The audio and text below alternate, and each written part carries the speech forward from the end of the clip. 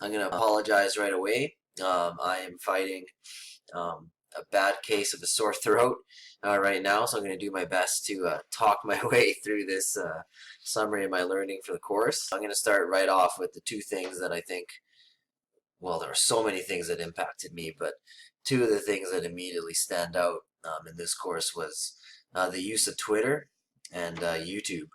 So here's my YouTube channel. When I started the course, I think I had under 20 subscribers, and now I got 45, which might not seem like a huge increase, but for me that is. All throughout this course, probably about a month in actually, I made a commitment to myself to make sure that I'm uploading every math lesson that I do. So I did pretty good the last month and a half. Here they are, just teaching one math course this semester. But I've consistently uploaded, I think, about 18 videos in this playlist. So that represents about a month and a half of videos because we don't teach every day. I've gone from creating basically zero YouTube content to just cranking out basically a video almost every day on average, especially if I start including the videos that my students are making. But I finally feel like I'm living up to the stuff that's on my wall. So back there, I don't know if you can see it, it says create and inspire. I put that stuff up 2 years ago, and I honestly think that maybe in the last month and a half I'm actually living up to those values. So I'm happy to have them on my wall now. Twitter was also a big part of this course for me. This is the hashtag for a course. I can't believe how much learning just happened from you guys. So I gotta thank all of you. Alec always gave us a good springboard to start with, but the amount of material and things that I learned from you guys on Twitter and your blogs is just absolutely floored me. So I hope to keep in touch with everybody on Twitter as we go on. Wakelet was something that I think Kayla specifically has been sharing a lot, and it's changed a lot. I think the way that I'm going to do things in the future. Part of my major learning project was to make, we added it on later about maybe a month ago on suggestion of some of you guys. I think it was Dean, Kayla, and Melinda. We had this conversation in a breakout session in class, just to demonstrate like the amazing things that would happen in class whenever we got together in a breakout room. Basically, my learning and my students posting videos is basically going to, I think, continue for hopefully a long time. That is a major change that I'm committed to making, is just moving away from tests, especially in computer science, and moving more online and sharing everything possible. The power of social media, let's talk about that. That's been a big part of this course, and I'll just switch back to Twitter for a second. Big part of this course, and actually for the first time today, I'll share that video, I'll splice it in. But a student shared a video of me getting taped to a wall at the school. It was a charity event, and they shared it on the non-English version of TikTok. And as of this morning, it had 62,000 likes. That just completely floored me. It really showed me like the power of social media to move information, to share a viral video, whether it be something funny or maybe whether it be something educational or something heartfelt.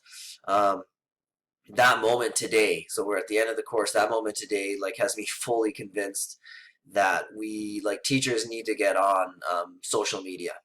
You can't reach your full potential if you don't get on social media, something I believe today. Oh my god, that's 62,000 likes.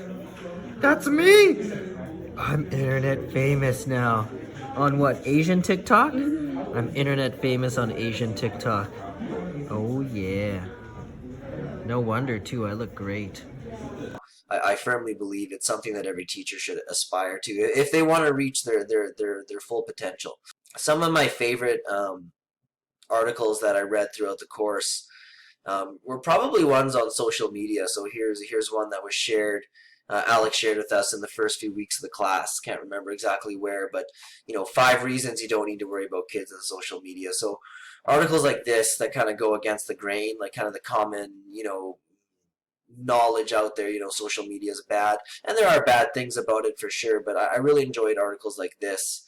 Um, Anything that had to do with social media really intrigued me. Partly because I've always been on social media. Like I was on Twitter early enough that I got my full name, like my handle's at Matteo DeMuro. So I've always been usually an early adopter, but I never really dove into it very much.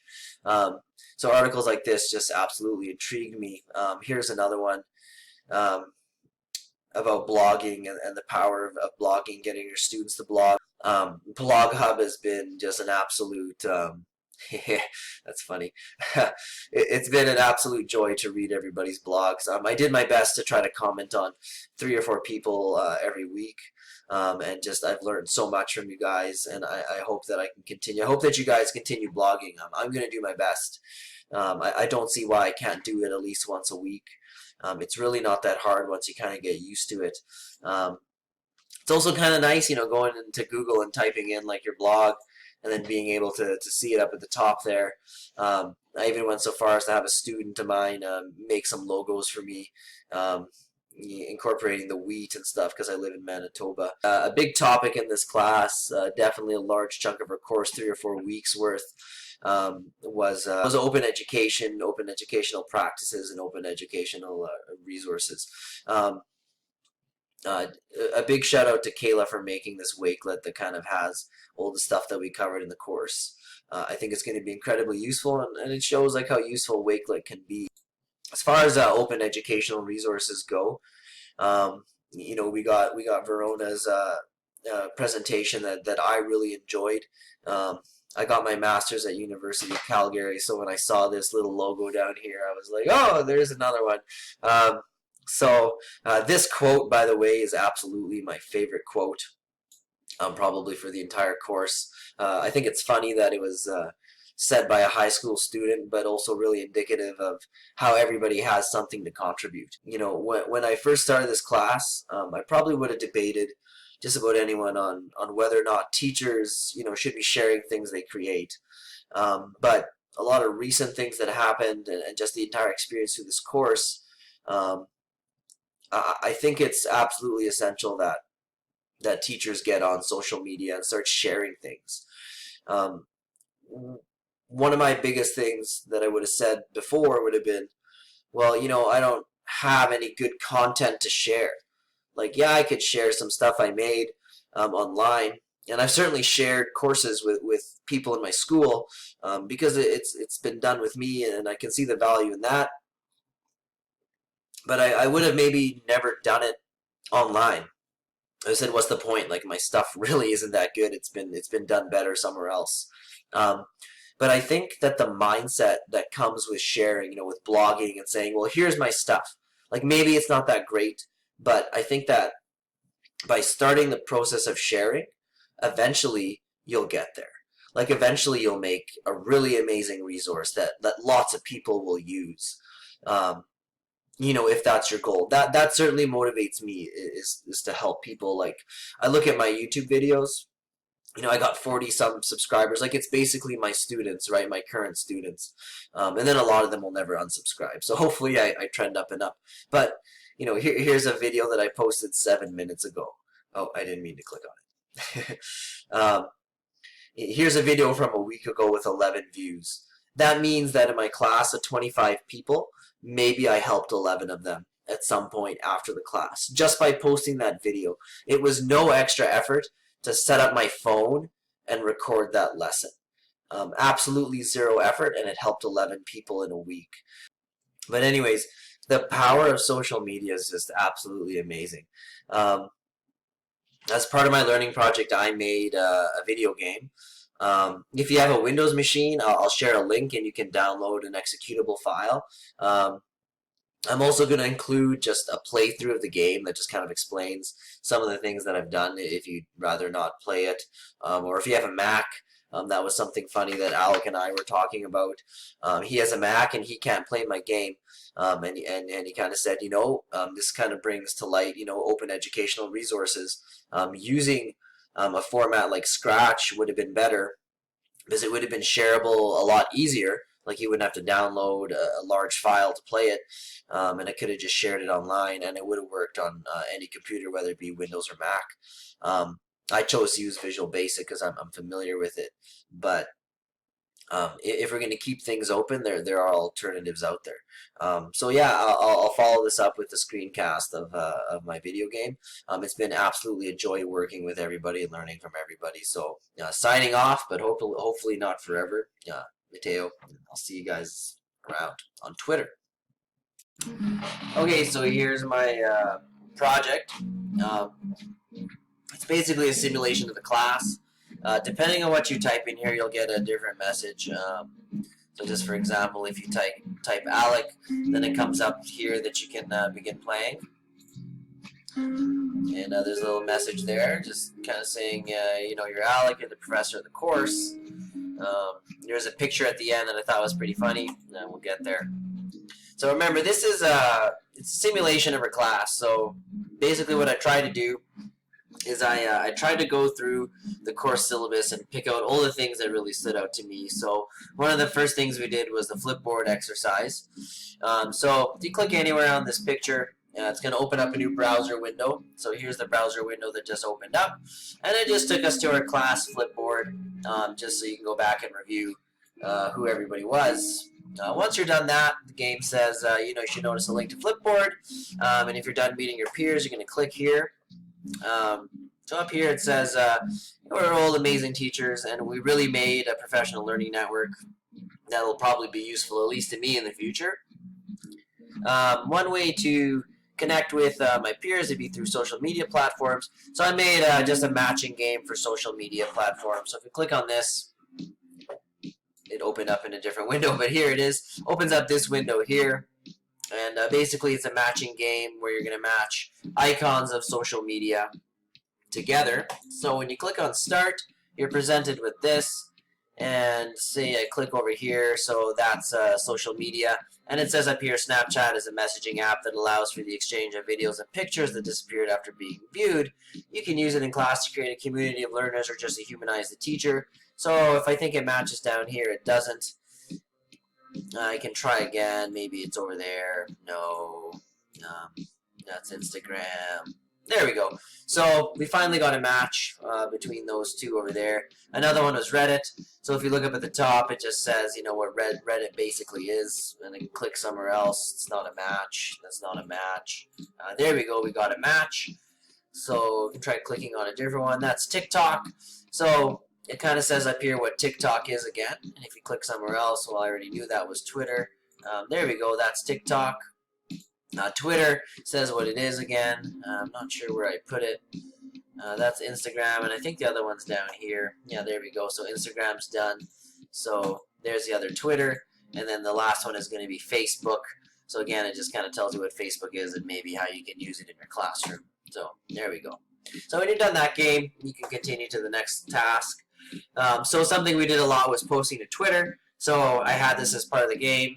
I got a screenshot of my phone when I was posting to Twitter one time. So I'm just suggesting, oh, maybe you should share some educational, open educational resources. So if you click here, post a video to Twitter about open educational movement. Then I edited this picture to include a video that Alex shared with us in class. And it says, you know, you're kind of bored now, so you're going to go play some Hangman and review some important course concepts. If you click on that, again, it's going to bring you to a new game here. So I call this one Word Guesser. Basically, I'm saying that you should play this one 5 times. It will not let you continue in the game until you play it 5 times. You don't have to win. You just have to try it 5 times. If you want a hint, you can type hint, and it'll actually give you a hint. So I'm going to click Play Game. And I did a couple things. So this game is completely randomized. So there are 25 different words that I did. Each word, I categorized it. So it gives you a hint right here and just tells you what the category is. It shows you how many letters the word is. And you can actually type hint in this box. So I just typed hint and click OK. And it's going to give me a hint. So every hint is specific to what the word is. So it says more free online lessons by topic or subject, contains the numbers 12. That's one of our open educational resources. So I'm going to start guessing letters. I also have down here, it tells you like what you've guessed, so I can see I guessed hint, and I guessed the letter C. I think another one's K, and then it contains the numbers 12. I'm just going to go ahead and guess them one at a time. So now it says correct. The word was CK12. That was one of our open educational resources that we had. So then it just comes up with play another round. So once again, it picks a brand new word, again, completely random. So if you play this game again, you should get different words. So right here it says category digital citizenship. Again, I can type hint, and it says a loose idea that we need to teach students how to use the internet for self, community improvement, social justice. So I'm going to start guessing some letters. Here I go, doing a horrible job.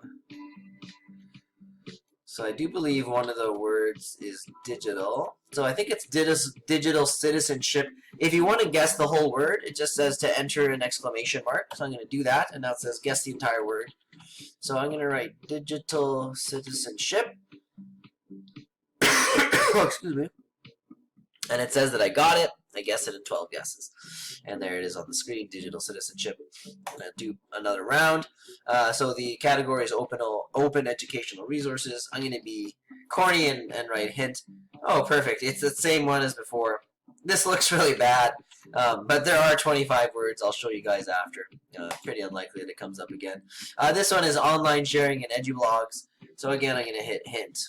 It says a website that makes blogging easier to do. So could have been, yeah, I think it's Weebly. It's going to guess it a letter at a time. There it is. Still got to play 2 games. So media creation and management tool. Again, I'm going to type hint. Allows you to easily create animations. What was that? Powtoon, I think it was. Yeah. That was one of the ones that we covered in class. And that was my last game. So now it says time to blog. Here we go. One of the most valuable parts of the course was reading the blogs of your peers. Go check out Blog Hub and do some reading before you do your own post. So I just got a screenshot of Blog Hub at that particular moment when I was making this. Brings me to a new form here, and basically what I've done is I've linked to everybody's blog. So click on any name and it'll bring you to your blog, to that person's particular blog. So say click on the first one here, click on Kayla. In a different window it opened up her blog. If I click on, say, Brooke, there it is, there's Brooke's blog. So when you're done that, you can click here, and basically that's the end of the game. Believe it or not, that took about 16 hours. There it is. I photoshopped a picture of Alec. That's basically what he looks like in class, I think. You go to the credits, and I got my favorite quote, a picture of me stressing out about the game. And if you click on this, it just has all the credits for the music and stuff that was used in the game. And it says, see you later. So there it is. That's my project. I hope you enjoyed it. And I will see you later. Bye-bye. Actually, I forgot one thing. I was going to show you just the code for the word guesser, just to give you an idea of sort of what it looks like. So here's my 25 secret words. So, you know, that's the secret word that you're guessing, and then the category and the hint is all in here. So you can just kind of get a sense of all the different things I covered, from blogging to WordPress, retweeting, TweetDeck, Screencastify, Shotcut. These are all media creation tools that I grabbed from that one lesson. Open education, so remixing, open education. Some of our guest speakers, okay, so our 2 guest speakers. Teacher pay teachers made its way into there. There's a bunch of stuff I covered in here, from the digital citizenship, participatory, and justice-oriented citizens. And then I made one of our words, Alec Kudos. I thought it'd be fun.